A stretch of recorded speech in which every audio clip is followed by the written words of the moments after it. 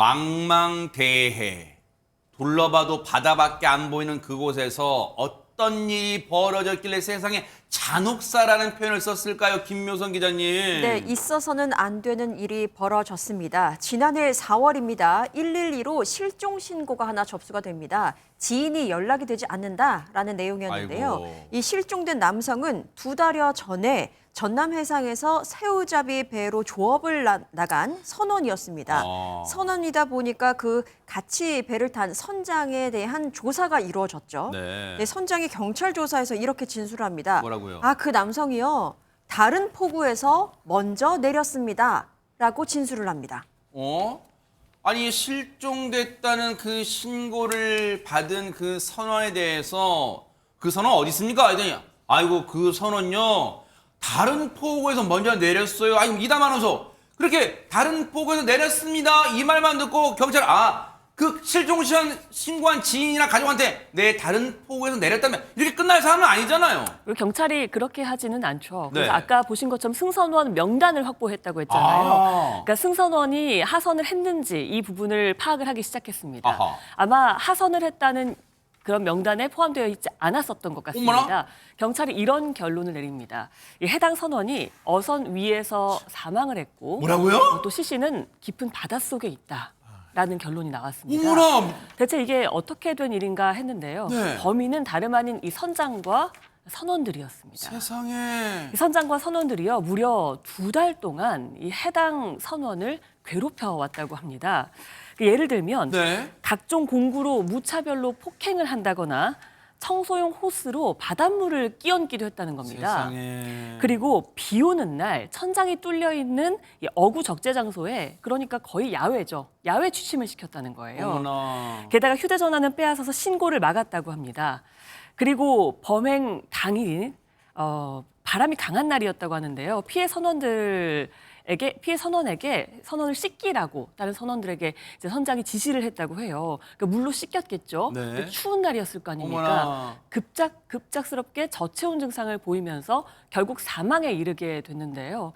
이렇게 괴롭혔던 이유는 뭡니까 이유가 대체? 다름 아닌 일을 못하고 동료들과 잘 못 어울린다는 것이었습니다. 아니 이 선장과 선원이라는 이 사람이에요? 이 인간들 사람입니까? 하재근 변호사님 이유가 이런 무지막지한 일을 한 이유가 일을 못해서 그랬다는 거예요 지금. 예, 그 저렇게 반인륜적으로 사람을 괴롭힌 이유가 무슨 일을 못해서 그랬다. 어울리지 못해서 그랬다. 말이 안 되는 얘기를 하고 이게 말이에요, 이게? 그다음에 사인이 뭐 저체온 증상 등을 보이다가 사망에 이르렀다고 이야기가 나왔는데 지금 바다에서 일하는 사람들이잖아요. 네. 그러니까 누구보다도 저체온증의 무서움을 잘 알 가능성이 그러겠죠. 높거든요. 왜냐하면 사람이 물에 빠졌을 때 죽게 되는 가장 큰 이유 중에 하나가 저체온증이거든요. 네. 그러니까 그 바다에서 일하는 사람들이니까 누구보다도 그 위험을 잘 알 텐데. 뭔가 그런 게 체득이 됐겠죠. 그렇죠. 그런데도 불구하고 저체온증이 올 수 있는 상황을 자기들이 맞는 거 아니에요. 물 끼얹고 네. 비 오는데 밖에서 자기 하고 이러니까 이것은 단순한 과실치사 수준도 아닌 거 아니냐. 아하. 그런 의심까지 드는 상황인데 네. 그렇게 이제 동료가 사망했잖아요.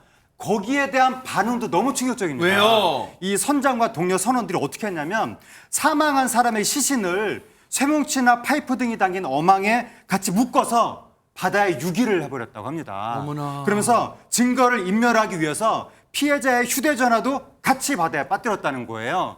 그래서 그 피해자의 시신은 사건이 1년이 되거나 지금까지도 아직까지 발견을 못했다고 합니다. 세상에 듣고 나서도요.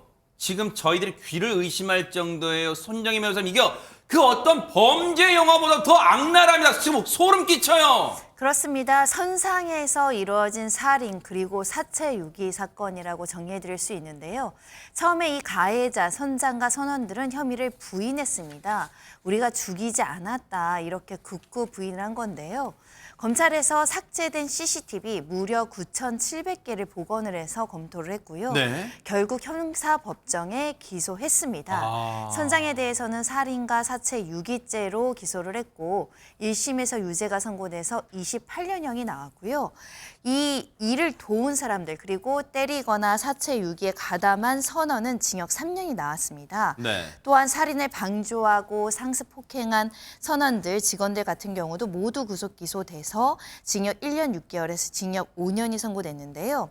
그리고 이 1심에 대해서 너무 양형이 부당하다라고 네. 하면서 선장과 선원들이 항소심을 제기를 했는데 와, 이건 파렴치한 인간 자기들이 항소를 해요? 그렇습니다. 최근에 그 항소심 판결 재판 기일이 있었습니다.